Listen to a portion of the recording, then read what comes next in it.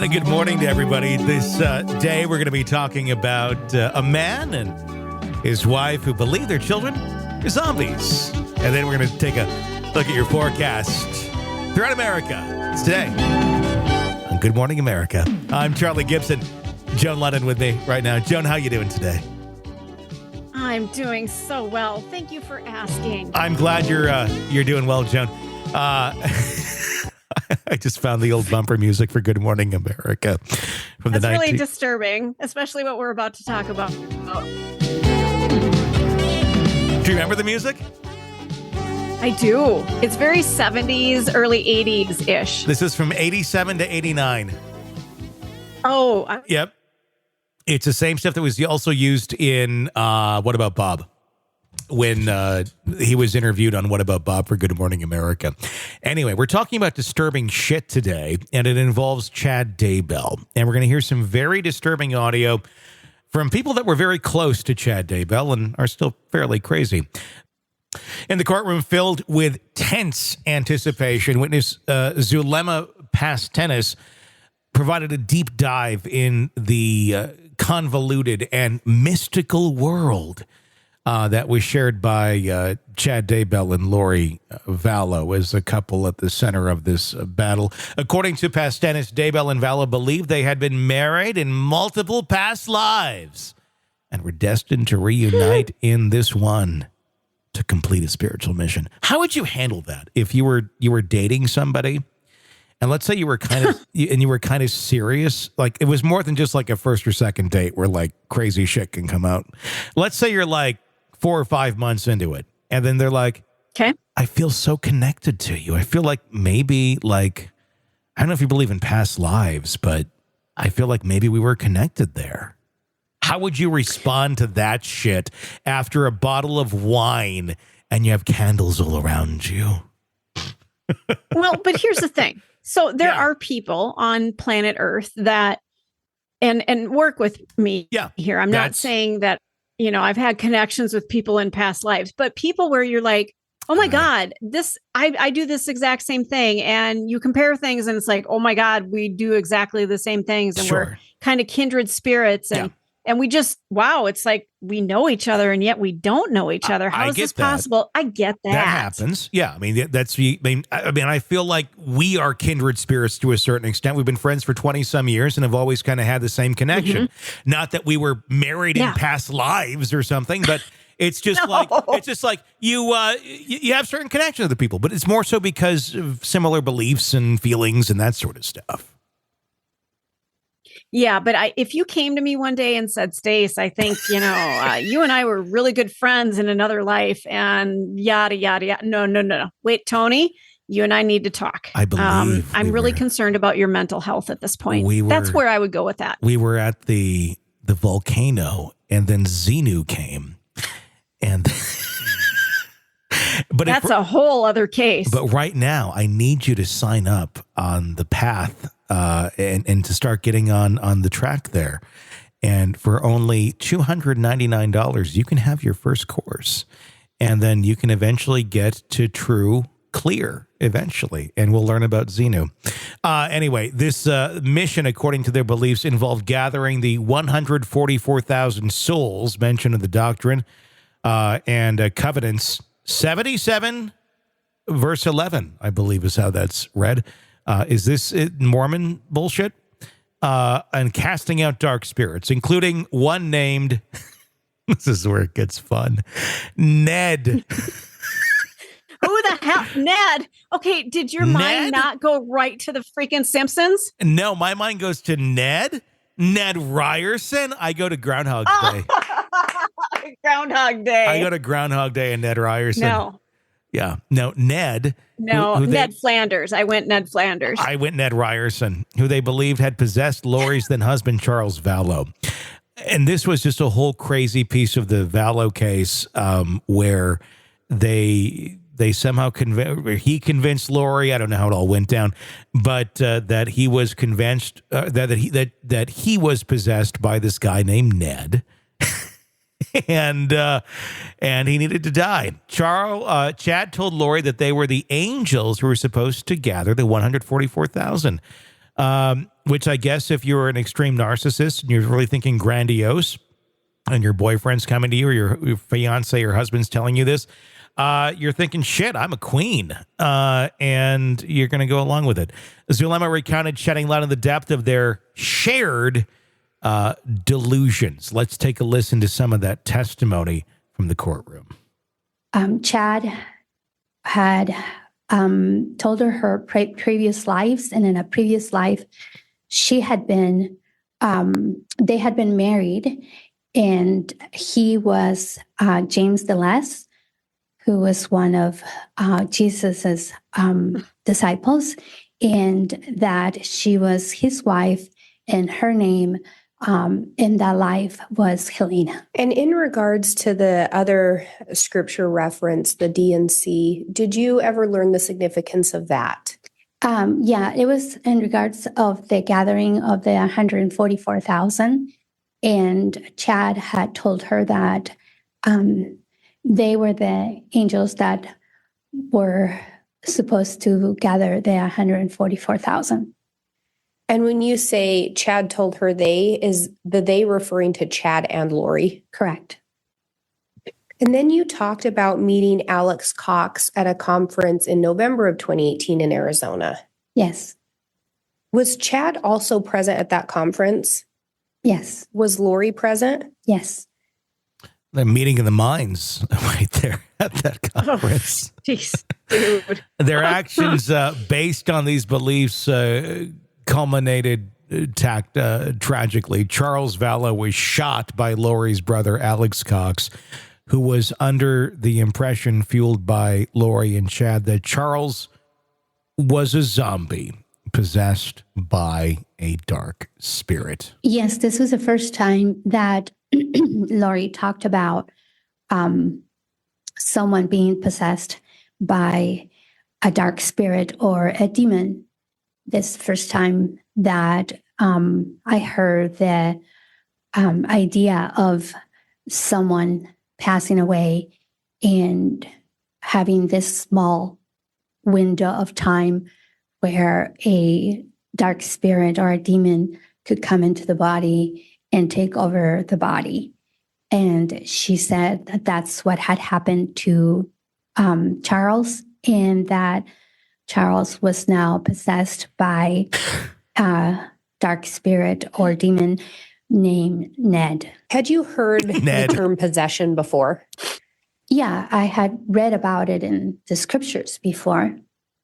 Had you heard it talked about in the way Lori was describing it? No, not at all. And do you know where Lori got that information? That information came from Chad. That information came from Chad. Must be true. Must be it's been true. a while.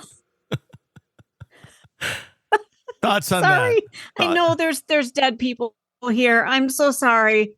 But this is just absolute malarkey bullshit. And they talk about it like it's fact. I know.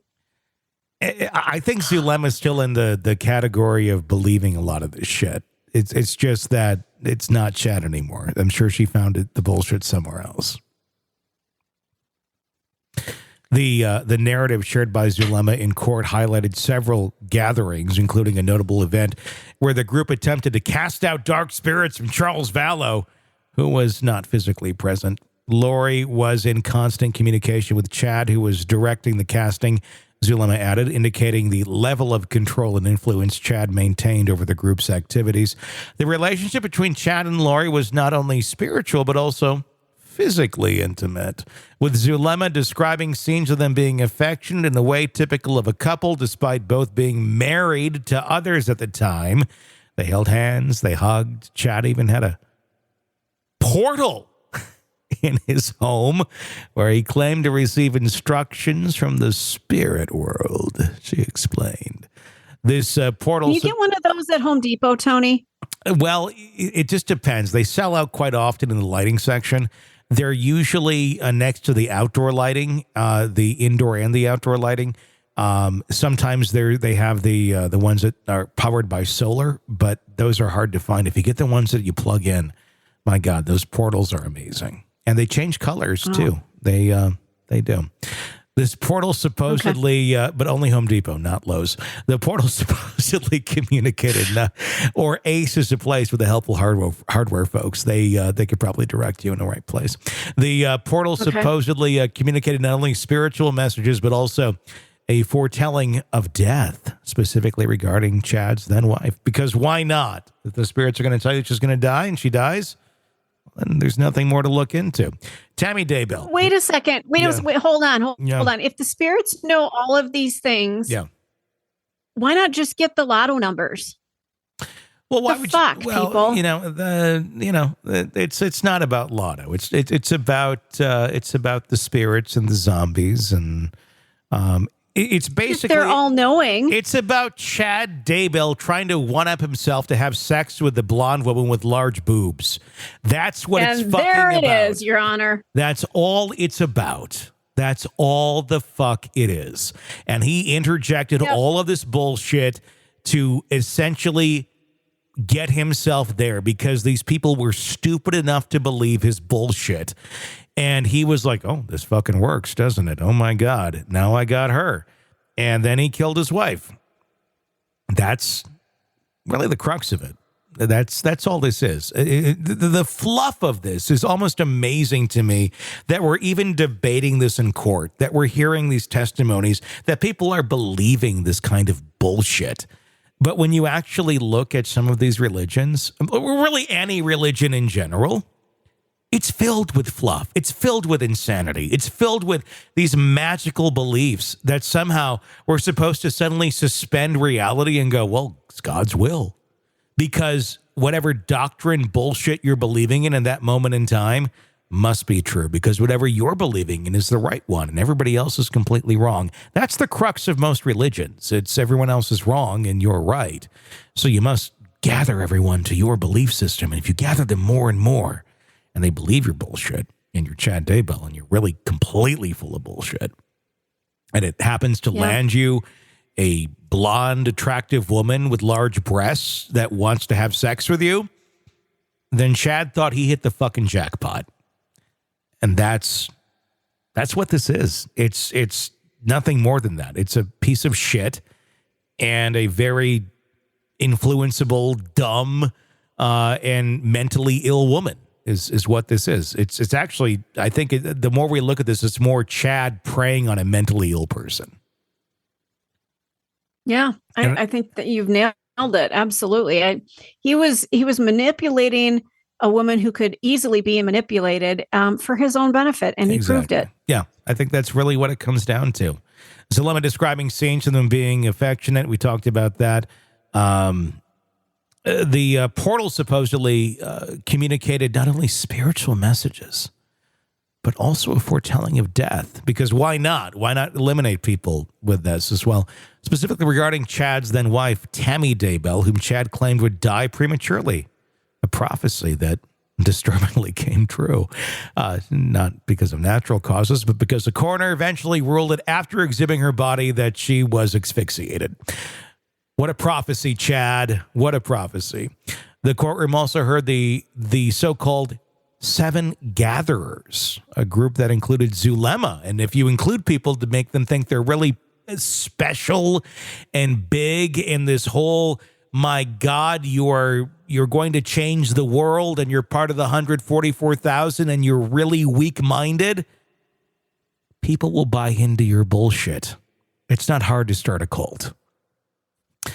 Who perform these castings. People just want to belong. That's what it comes down to. I want to do a reality show where I start a cult. And then at the end of it, it's like, you're all fucking crazy. I made all this shit up and you all believe it.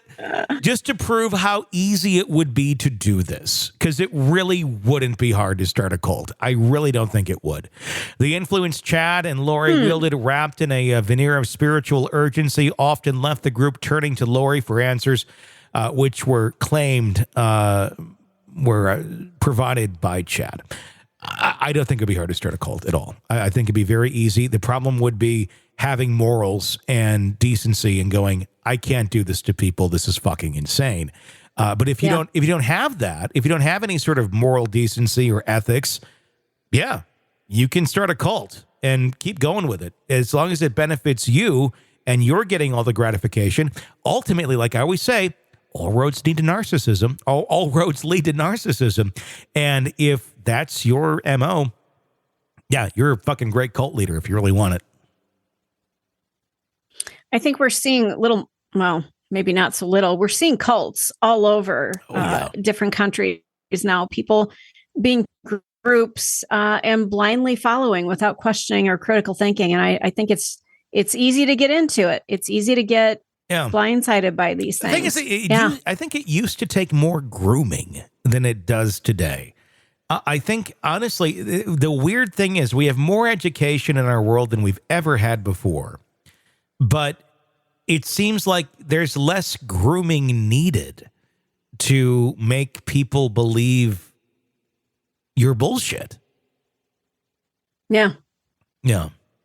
We also heard this week from Lori's niece, Melanie Pulowski, who talked about, some of the grooming efforts that I think really did take place within that household, because she was staying with him for a period of time.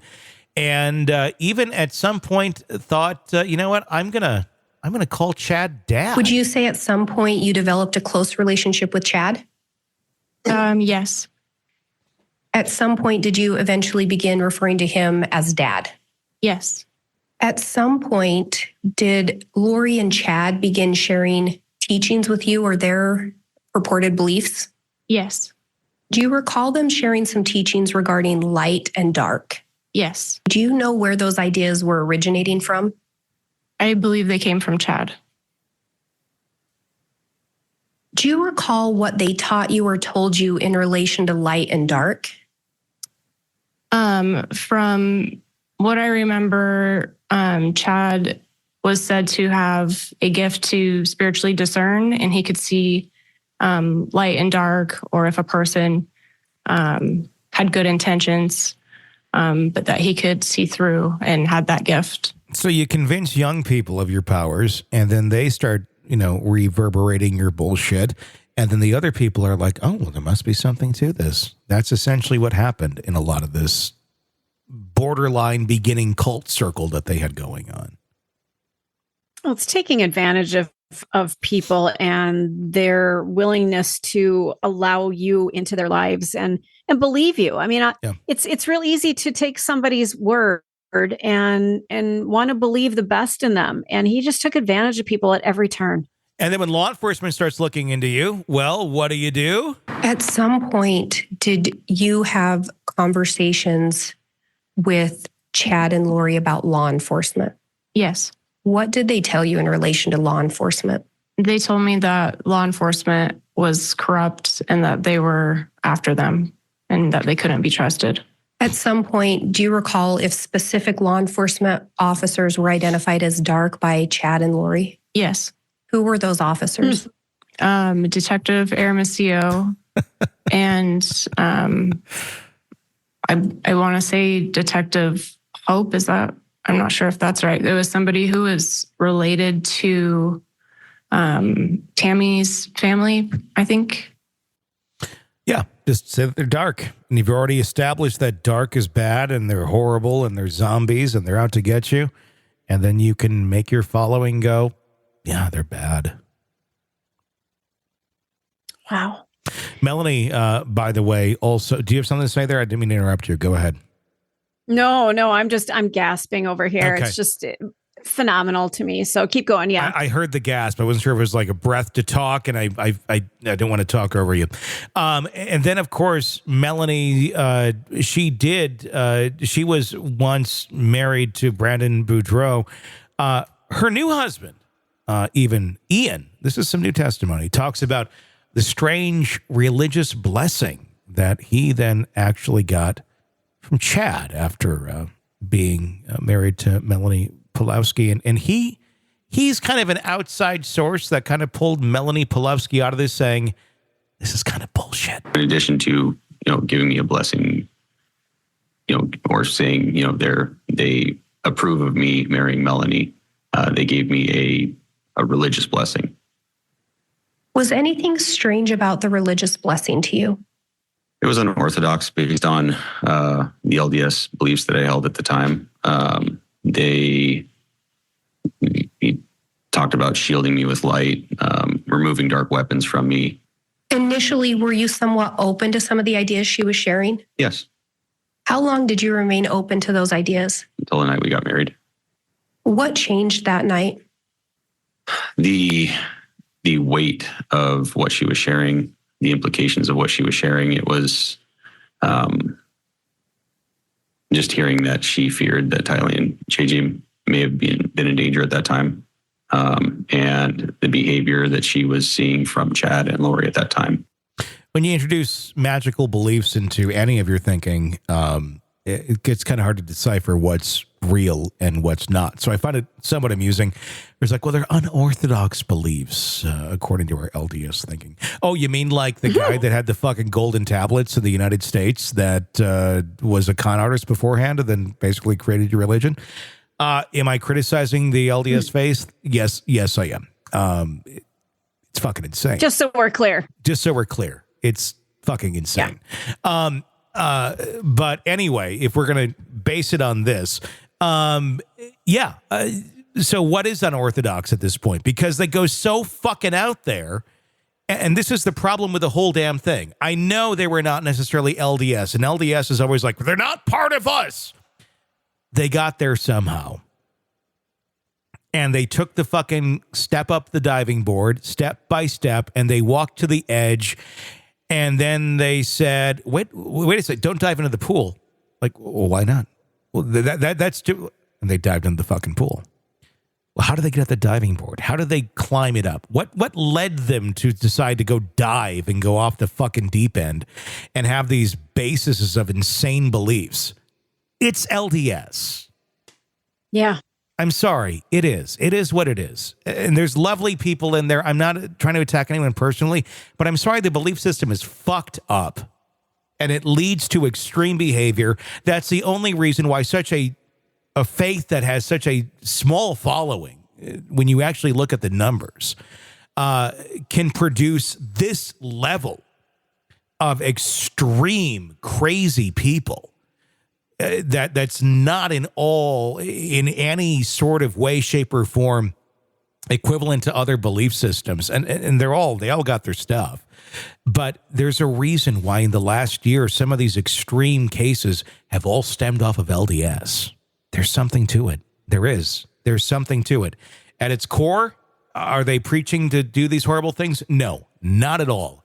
But I'm sorry, they're walking people up to these lines, and then people walk beyond the lines, and they're like, how did they get there? Gee, I wonder.